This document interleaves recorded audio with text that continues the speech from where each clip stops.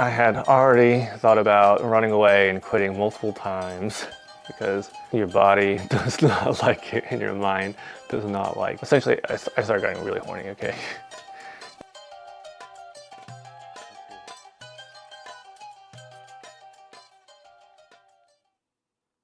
Hey, what's up guys? I recently just got back from a 10-day silent Vipassana meditation retreat. And it was one of the hardest experiences in my life, but a life-changing, once-in-a-lifetime one, for sure. I'm excited to share my experience and what I learned, because I learned and came to some pretty big realizations while I was there. So let me tell you about all that.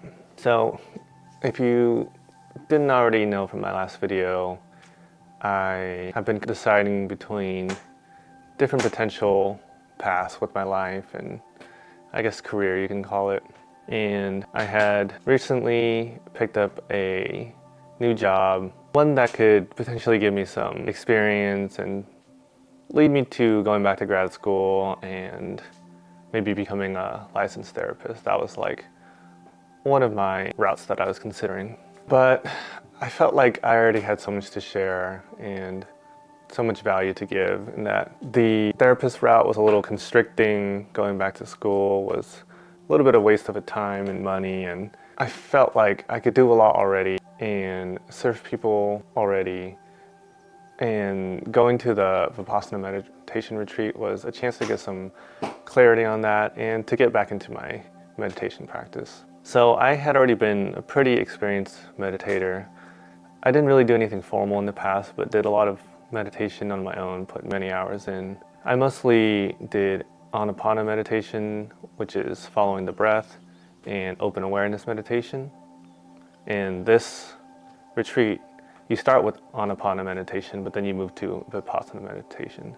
And I'll get into what all that is later. So the Vipassana retreat is a 10-day thing, and it's completely free. It's donation-based, but you can only donate if you've attended the course, and first-time students have to do 10 days. Old students can do 3 days and other length of courses, but for new students, you have to start with a full 10 days. And there's a reason behind that. Now, Vipassana meditation is a meditation technique that the original Buddha himself, Gautama the Buddha, invented and passed down. And the main teacher and technique that is taught in this Vipassana course is from a direct lineage going all the way back to the original Buddha, which makes this pretty special. Now, a really cool thing about this is, even though the technique is from Buddha, it's not Buddhism. This isn't a religious thing. It's not a dogmatic thing. You don't have to change your faith. You don't have to change your religion, nothing like that. It's open to everybody. It's welcoming and inviting to everybody, and it's not belief-based, which I think is really important. The way I put it is, it's almost like, imagine someone develops a really good workout routine. You don't have to follow their workout routine to get results, and you don't have to believe in their workout routine to do it and get results. Even if you don't believe what they say the theory or whatever behind their workout routine, if you do the workout routine, you're gonna get results. You're gonna get physically stronger or more aesthetic or whatever. So essentially, the Buddha created a spiritual or mental workout routine, and you just follow that routine, you do those meditations, and the results speak for themselves. And you gain the wisdom, you gain the insights, the compassion, the love, the peace, automatically, without having to believe anything. That said, the discourses and the teachings are really helpful. They're useful guidance and really funny and enjoyable as well. The teacher is someone who's actually passed away, so you're actually just watching a video of him each night giving the discourse. And his name is Gwenka, and he's from Burma, and he was a businessman, but his life changed after taking this course himself, and he's gone on to do some amazing things and create this whole system of Vipassana meditation retreats that keeps growing and growing and spreading even beyond his passing. And just getting the opportunity to be a part of that and to learn from the lineage of both him and the original Buddha is a really special experience. And I'm so grateful that I had the opportunity to do this. And if you get the chance, I can't recommend it enough. The only thing is you got to be committed. You got to be prepared because it's not easy. It was tough. It's probably better to go in with no expectations and just do what's being asked, and just knowing that the goal is to overcome misery, and how things go for you is going to be different than my experience and someone else's experience. But maybe you could learn and take away something from my experience, and hopefully it inspires you to go as well. So it started on a Wednesday and ended on the following Sunday for me. So I packed my things relatively simple, just some comfortable pants, some comfortable shirts, toiletries. They provide all the meals there, and they provide a room. I was fortunate to get a single bedroom to myself with a bathroom. The facilities are all really nice, and everything's provided for pretty much, so you can just focus on the task at hand. Now, the one I went to was in Southern California in 29 Palms, and it's late winter, very early spring, and it was beautiful. The weather was a little crazy, on the slightly chillier end most days, but nice and mild other days. Some crazy winds, some rain, but there was some beautiful snowfall on the nearby mountains. I got there sometime in the late afternoon, early evening on Wednesday. You go in, register. They talk just a little bit about the course and the rules and things of that sort. You go ahead and get checked into your room and drop off your stuff. You have a light little snack. And then you almost go straight into the first meditation after dinner. And when that starts, something called noble silence begins. So by that point, you've already turned in your phone. You've already turned in any writing tools or paper that you have. And you take this vow that you're going to be silent. You're not going to communicate with anybody else. You're not even going to do nonverbal gestures. You're not going to write anything down, and you're not going to make eye contact with anybody else. And the men and the women are separated as well. Except for during the group meditations, both men and women are in the hall, but still separated to different sides.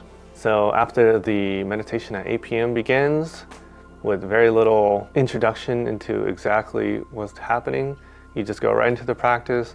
A little bit is explained about how to do the meditation, and you're just right into it. If you look at the schedule, it's a fairly filled out, rigid schedule.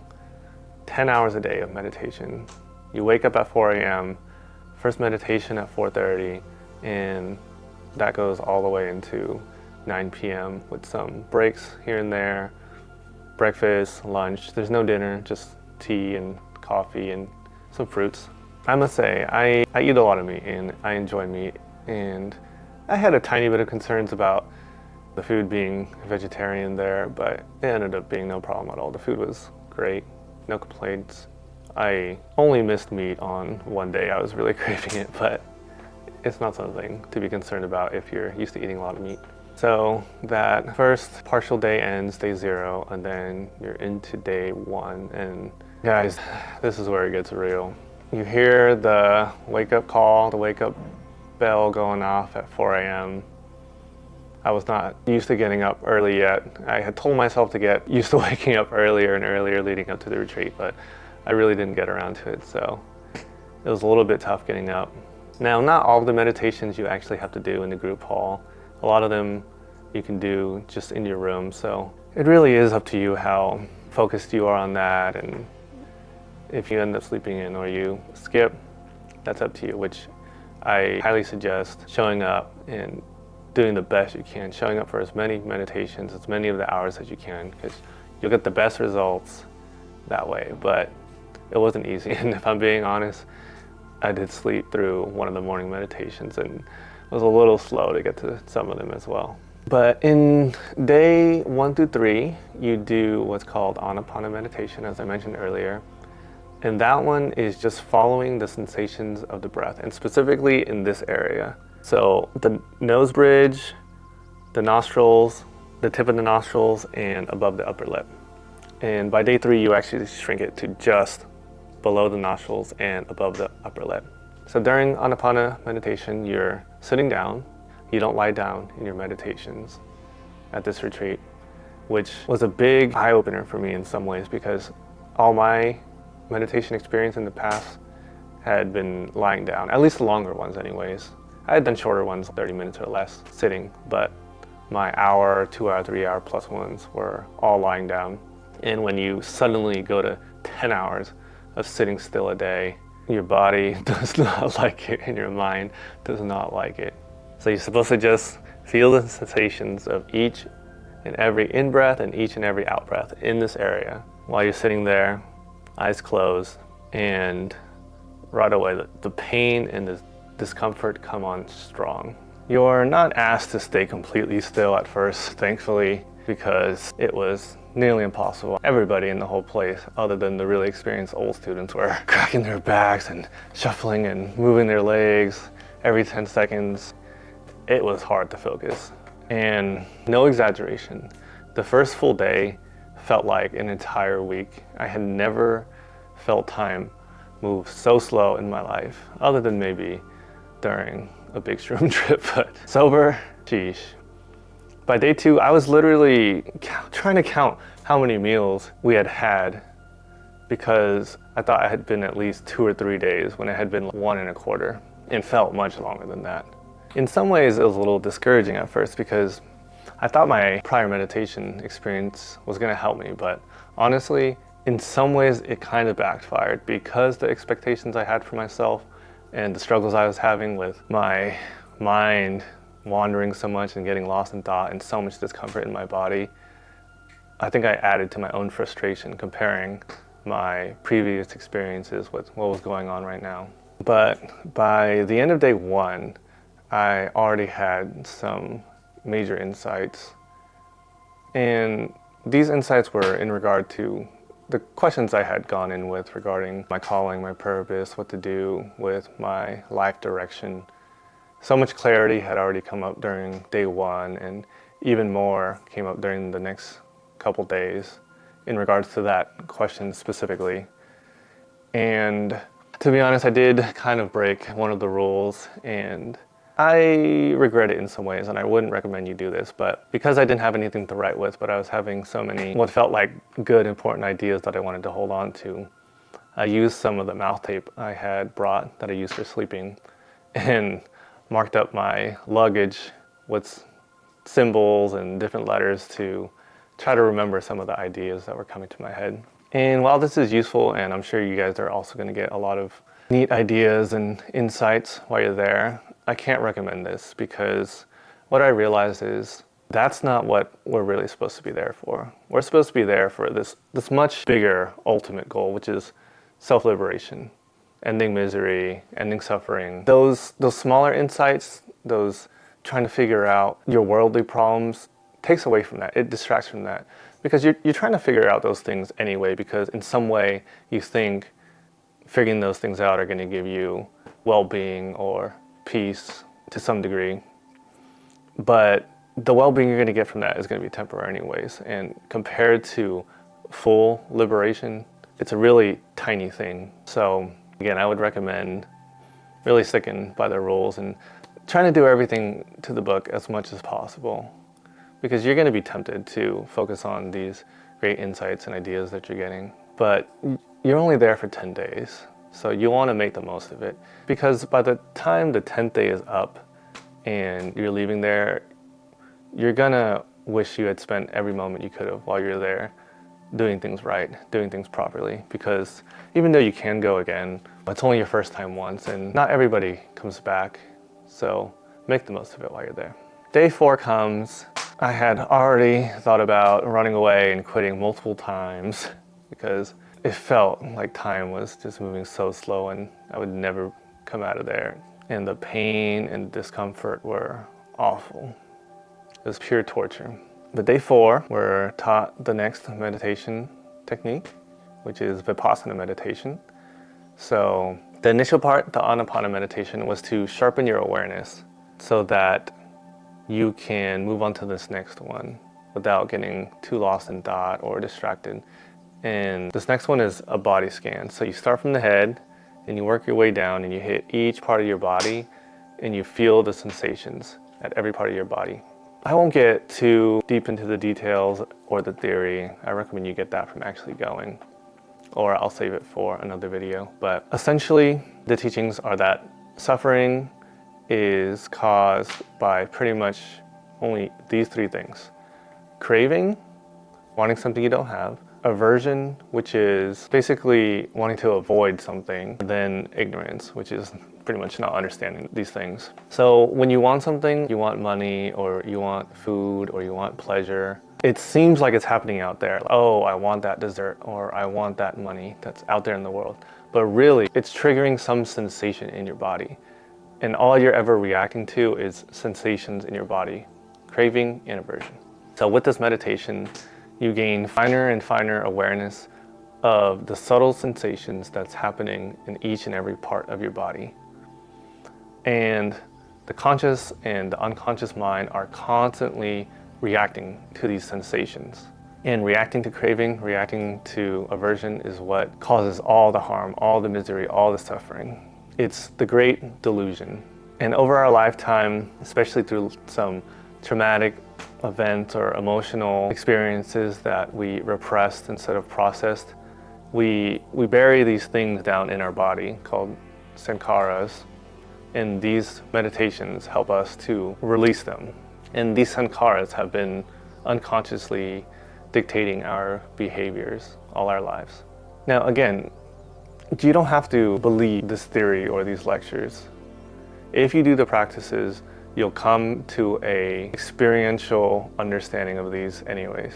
You'll see how something like craving some sweet food causes some sensation in the body, and that craving causes the suffering. And when you do the body scans and you feel the sensations, the goal is to become equanimous with any sensation that comes up. Pleasant ones, unpleasant ones, pleasurable ones, unpleasurable ones. Become equanimous and don't react to any of them. So day 4, and I'm getting a little bit more comfortable. Not much, but a little bit better, and I'm doing the body scans and I'm feeling these uncomfortable sensations, and there's a lot of blind spots as well. And when you hit blind spots, you're told to just stay there for a minute, see if anything comes up. Don't look for any sensations. Don't be disappointed if nothing comes. After a minute, just move on and just keep doing that the next round as well. And if something comes up, great. Notice it, move on as well. Now, day 5 comes along, and this is when things start getting really interesting. So I've had these 2, what I thought were injuries in my back. One in my upper back, kind of between my neck and my upper back area, right on the spine. And another one in my lower back area, also right on the spine. And I've had these for, I don't know, maybe 3-4 years now. And the first time I felt them, it happened through surfing or through golf, sports injuries. And I would be pretty much stuck in bed for like a week in pain, hardly being able to walk. And it would happen about every, I don't know, 4 to 6 months. One would happen to my upper back, or one would happen to my lower back. And eventually I got an MRI for both of them, but nothing really came up in the MRI, which was surprising because when the pain would come on, it would hurt really badly. I had done some physical therapy for it too, and there was some benefit to that, but every so often I would end up re-hurting that area again anyways. And it started getting really in my head when over the last like 2 years, the pain would come when I didn't do anything physical, when I didn't go surfing or I didn't go golfing, and I was just going about my day normal, and it'd start to get kind of sore in that area. Then I'd wake up the next day and it'd be in as bad of pain as if I had, the bad wipeout. So I had read a book called Healing Back Pain in regards to those so-called injuries that I had. And that book talked a lot about how a lot of these pains that don't seem to be based in any real physical structural damage, and even a lot of diseases, come from repressed emotions. And it actually made a lot of sense to me. I have a background in cognitive science, and I had done a lot of research into trauma and just the human mind and spirituality on my own as well. And by that point, I had reason to believe what was being said in the book. But I didn't really know how to put that into practice. I would meditate and I would do my best to be open to feeling whatever comes up. But I never actually got to whatever the emotions regarding those two pains in my back were. So I complete days 1 through 4, and those two back pains were coming up. The last time they were a problem before the retreat, I had the upper one hurt pretty badly, maybe about 3 months prior to that one. And the lower one was actually aching a little bit the week before the retreat. It wasn't bad to the point where I couldn't walk, but I felt it a little bit, and it actually worried me some going into the retreat that it was going to cause me problems. And even days 1 through 4, my mind was kind of playing tricks with me, saying, oh, if you keep sitting like this, this pain's going to get worse and it might cause some permanent serious damage. Maybe you should leave the retreat early so none of that happens. And there were times where I wanted to believe it just to get out of there, but I knew that it was just my own, my own ego's self-defense system to trying to push me away from seeing or feeling those things that I had buried. But through day 4 and day 5 of doing the body scan and feeling the sensations, I had started to become more aware of the sensations in my body, and more importantly, I had become more equanimous with them. I started to not react to them. I didn't have to fidget as much or move around as much to try to make the pains go away. And day 6 at 2:30 a.m., I wake up in the middle of the night, wide awake. The evening before that, I had become really equanimous with the two pains in my back, and they had started to not bother me so much. 2:30 a.m., day 6, I wake up and those two pains kind of come up again. And I said to myself, well, just do the practices. Since you're wide awake and you're feeling those pains, just lie in bed and just become equanimous with those. And I do that for just a few minutes, and suddenly, out of nowhere, some huge emotional feelings of sadness and grief hit me, and they hit me hard. And memories come up, and thoughts about some things that I had been through over the last few years and more recently come up. And it becomes so obvious what those pains were related to. One of them was in relation to my dad and I. He was somebody that I really looked up to growing up, but he had an affair on my mom, 10 years or something back, and there's a lot to it. There's a lot of secrecy, a lot of lying, and just difficult things that really tore the family apart and made me feel a lot of resentment towards him over all these years. And I'm going to get more into that in another video. I'm actually going to make a separate video for each of these two huge realizations related to these two back pains I had. So make sure to watch those because they're going to be very vulnerable. I'm going to share some things that I was really ashamed about, but learned so much in being able to open up to these feelings. And I made a lot of connections regarding these two things. But anyways, one of those things was all this resentment and anger and hatred that I had felt toward my dad, and that our relationship had been really bad for so many years now. And a lot of it was me holding on to things, because in a lot of ways I had forgiven him, and I had come to an understanding of oh, he did what he did because he had a hard upbringing, and he wasn't getting what he wanted from my mom, and it was hard for them to communicate, and he had his kids early, and blah blah blah, right?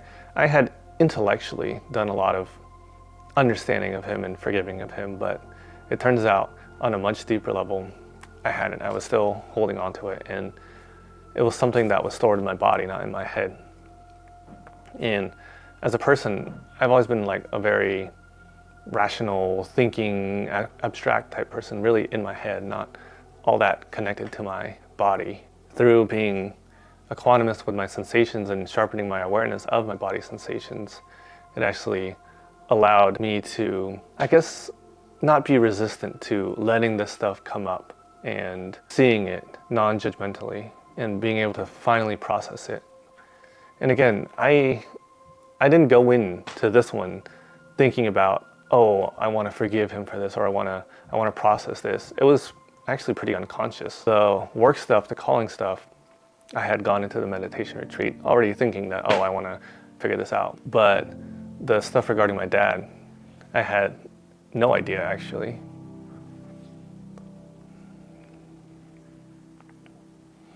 And I didn't have to logically make the connection between, oh, that was the back pain and the feelings I had regarding my dad. It all made itself very clear just without even thinking that hard about it.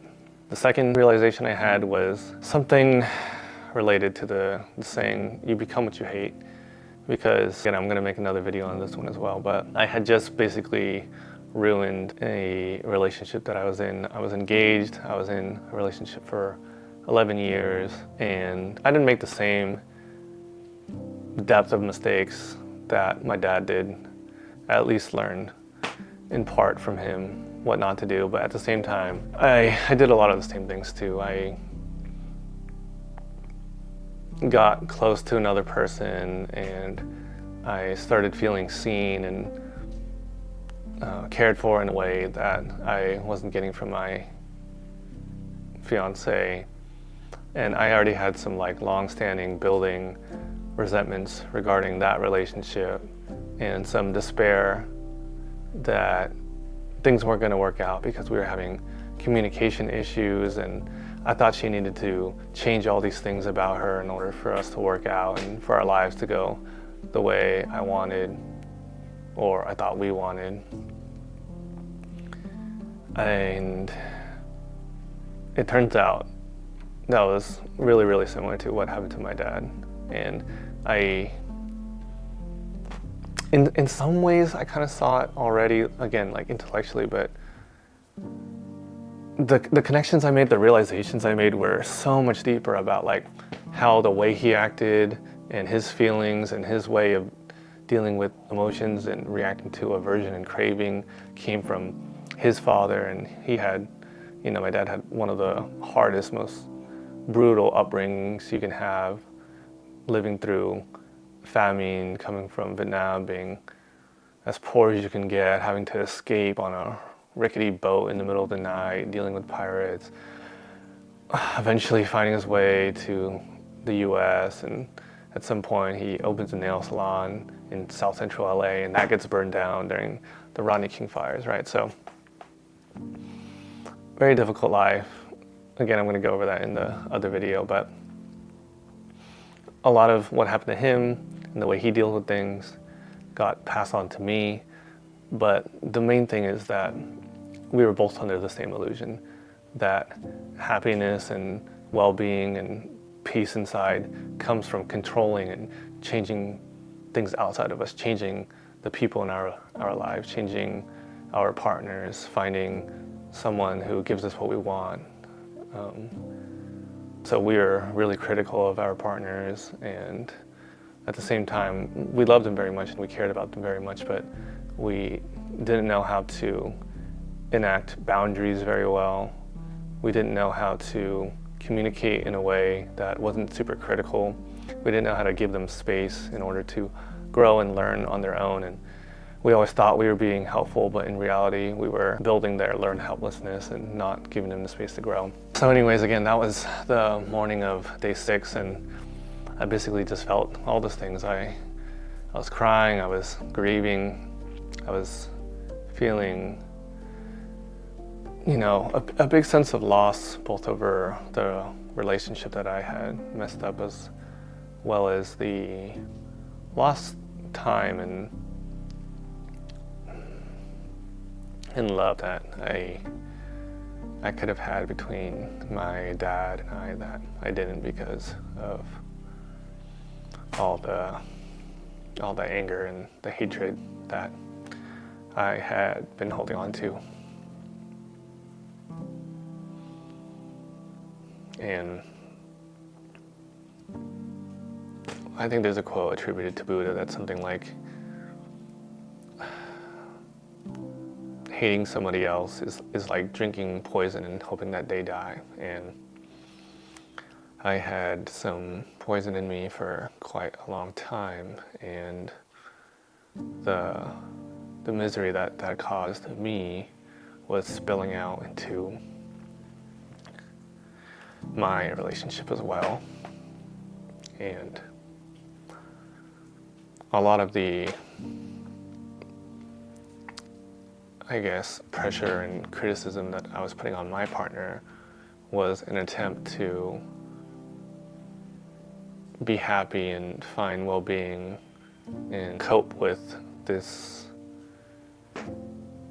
terrible feelings that I had in regards to the relationship with my dad that I didn't even realize were connected anymore. And from this retreat, from these meditations, from these practices, I came to so much of a deeper realization of how generational trauma works and how we pass down these delusions and these pains. And the Buddha and Goenka and these teachings and practices are a really amazing, compassionate thing, because again, it's not dogmatic, it's not anything religion-based, it's just a way to break out of this ridiculous cycle of reacting to craving and aversion and looking for happiness and peace and love in the wrong places. And you end up hurting yourself, and you end up hurting those around you, especially your loved ones, so much. Just because of those delusions. And, that's not to say I'm excused from what I did. It's not to shift the blame elsewhere at all, I take full responsibility for everything, and that's part of what that retreat was about, and that's part of what making these videos are about. This video and the two that I'm going to make that go into detail about those things more, and other videos as well. And it's part of continuing my meditation practices and learning more about suffering for myself and helping others to overcome it as well. So, after I can't go back to sleep, and eventually 4:30 hits, and I do the meditations, and I'm feeling good, I'm feeling light, I'm feeling like no more pain in those two areas in my back, and they haven't come back since, and I feel like they're really gone as long as I don't bury stuff again there. So that's pretty amazing. But it made me realize the difference between the way I was meditating in the past versus the way the meditation is taught there. With me lying down when I meditate and mostly focus on either the breath in the stomach areas where I focus, not the nose area, or doing open awareness where I just let my attention go wherever it goes and stay aware.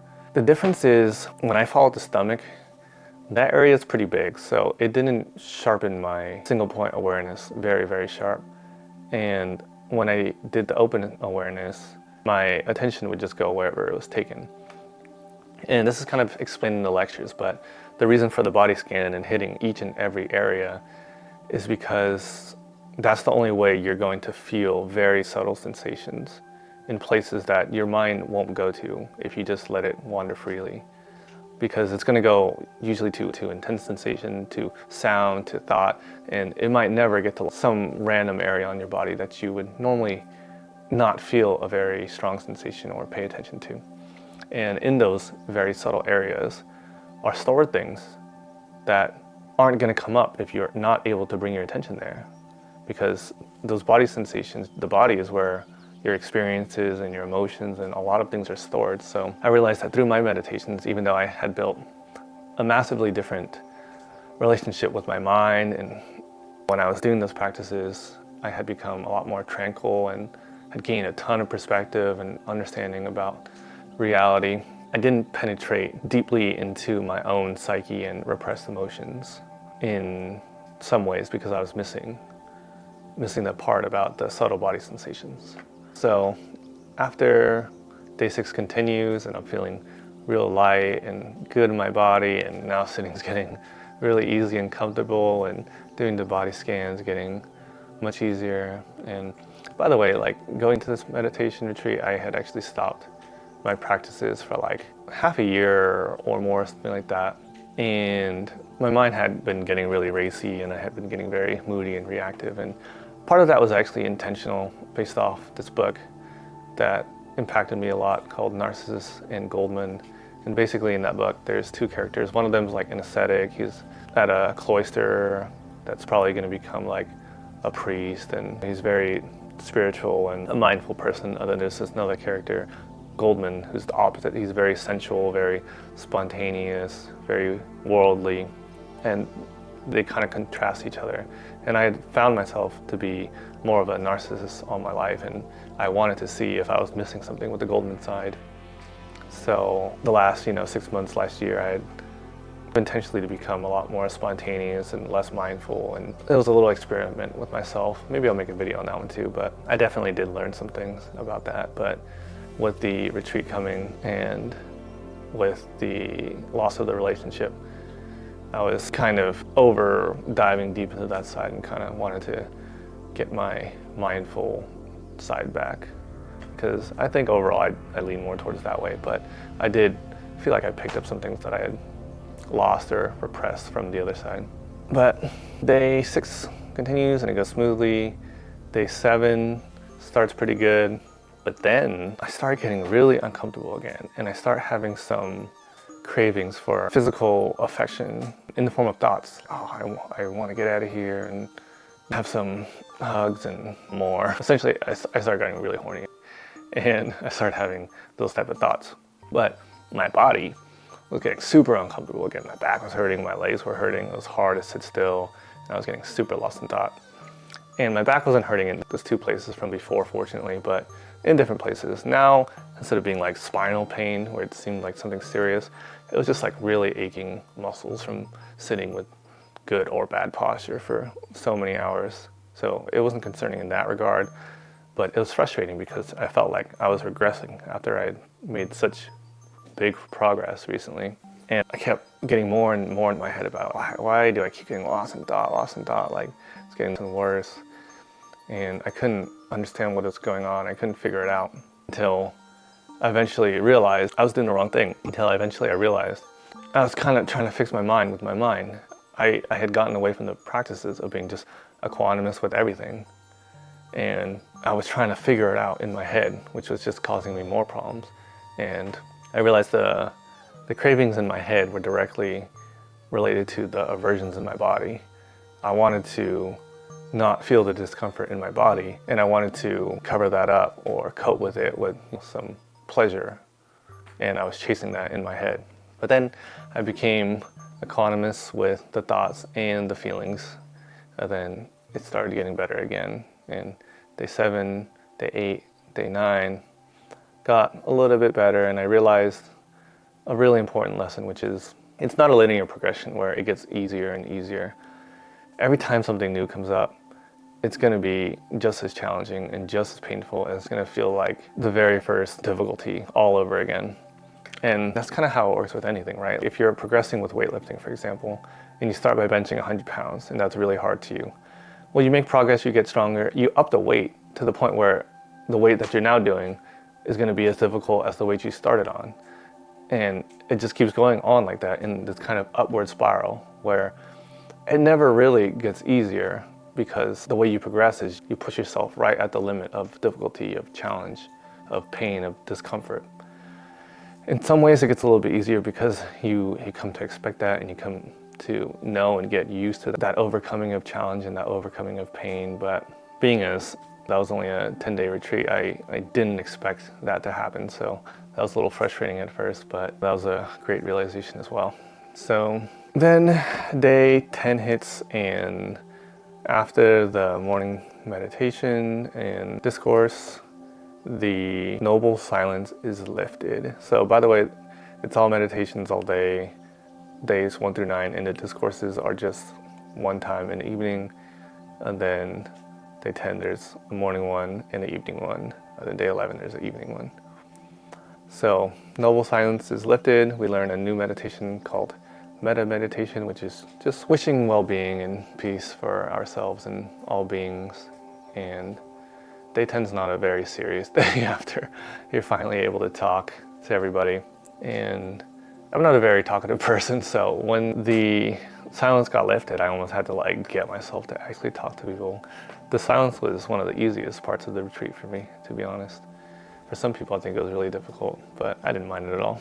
But I get talking to some people, and there's some really amazing people there, and it's really interesting to hear and see from just a full spectrum and array of different stories. And at the root, we're all there for the same reason, right? Because something's going on that we're not fully well, we're not fully happy, we're not living the best life. So we all have that in common. But people from all walks of life, artists, software engineers, teachers, some guy biked there from Kentucky or something, which was crazy. But it was really nice to hear other people's experiences, and I was discouraged a lot of the days there, and I also felt like I had made some really great progress and realizations also. And hearing some of the other people's experiences, especially some of them that had been there many times already, and that they had a lot of frustrations, and they had wanted to quit so many times, and had times where they felt they went backwards a lot of times. It encouraged me that I wasn't doing anything wrong, and that I had come a long way in those 10 days and made good use of my time despite breaking some of the rules and getting a little distracted and missing a little bit of the practices. But maybe that was the best that I had at the time. I was hard on myself and saying, oh, I could have done better, I should have used my time better. But given where I was, maybe I did give it all that I had, and I shouldn't beat myself up for that.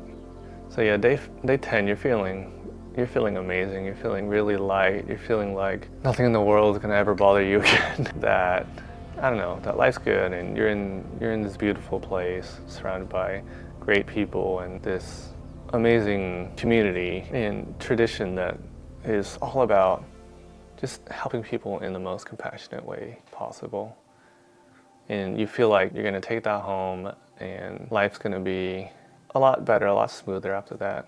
And there's parts of that that are certainly true, but in the grand scheme of things, 10 days isn't a really long time, and you'll have made progress, but you're gonna have a lot of the same patterns, a lot of the same old habits and reactions that you did once you get back. And day 10, in the afternoon, you get your phones back and you get your stuff back, and already you start to feel the pull of distraction, of all the same crap that made you need to go there in the first place.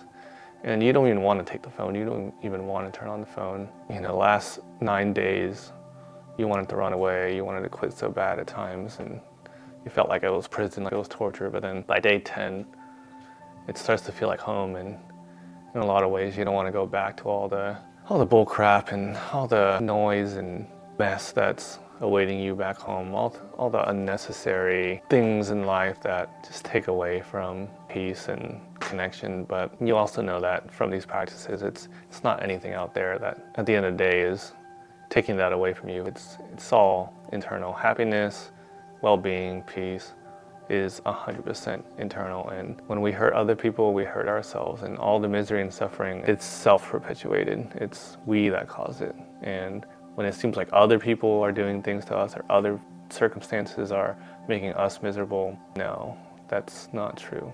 That's not true at all. Or the ones accepting that misery or accepting that suffering or reacting in some way. Coming out of that, I'm definitely going to be back on my meditation practice, and I'm specifically going to use the ones learned in that meditation retreat. You know, you're told you're there to give this one a fair try, and that there's plenty of meditation techniques that are relevant and that are useful and that work, but to just give that one your full try and a full chance while you're there. And I like what I got out of it, and I'm going to continue that day and night, at least 1 hour in the morning, at least 1 hour at night. Will I be perfect about that? Probably not, but I'll do my best. And I'm gonna make those videos about my dad, about my relationship, and I'm gonna reach out to them. And even in my relationship, we're on pretty good terms still, but there are some things that I would want to communicate and repair and get across. And that may not be rekindling the relationship necessarily, but just healing and fully processing those parts of resentment and ill will and just negativity that don't need to be there. It was pretty awesome to see that by day 9, day 10, the meditation hall was really quiet. People were not needing to shuffle around or move or cough as much. The group overall had made some really good progress over that time, and only around, I think, 5 guys out of like 40, 45-ish had dropped out, and 2 of those were like right near the end, I think for health reasons. The other 3 were pretty quickly, pretty early on, and I don't blame them, especially if you don't know what you're getting yourself into.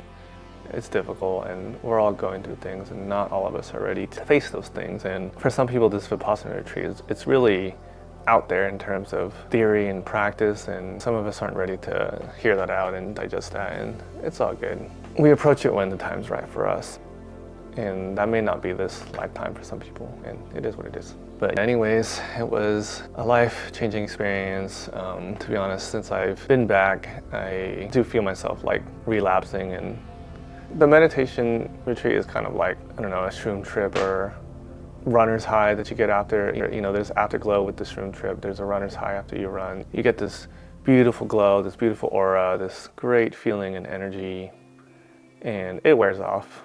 And you don't want to try to hold on to it anyways, because that's clinging. But it does wear off, and you do get into some of the same patterns. And since getting back, it's not even been that long, but I already catch myself being reactive to things and getting angry and things of that sort. But there has been a big change. I catch myself much sooner. I'm way quicker to apologize, to see where I did do the reaction, where I'm blaming someone else, and where I'm looking outside myself at the misery that I'm causing myself. So there's definitely been real takeaways and real benefits already off the bat. And I know in order to keep that, I gotta continue my practice. But I really hope you got something out of this video. I hope you learned something. I hope it inspires you to go, because it was a life-changing experience. And I think, you know, if you have even the smallest bit of interest, and if you're suffering and just you want to be well, you want to be at peace, it's a really good place to start. It's not the only way to find it, but it's one of the most direct, no nonsense, obvious ways to do it that just relies on your own practice, your own experience. It doesn't rely on drugs or faith or belief or dogma. So check out their website. I'll link it below.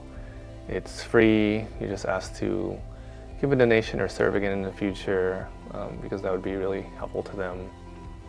But it's an amazing operation and opportunity that exists out there that not a lot of people know about, but it's growing and it deserves to be recognized.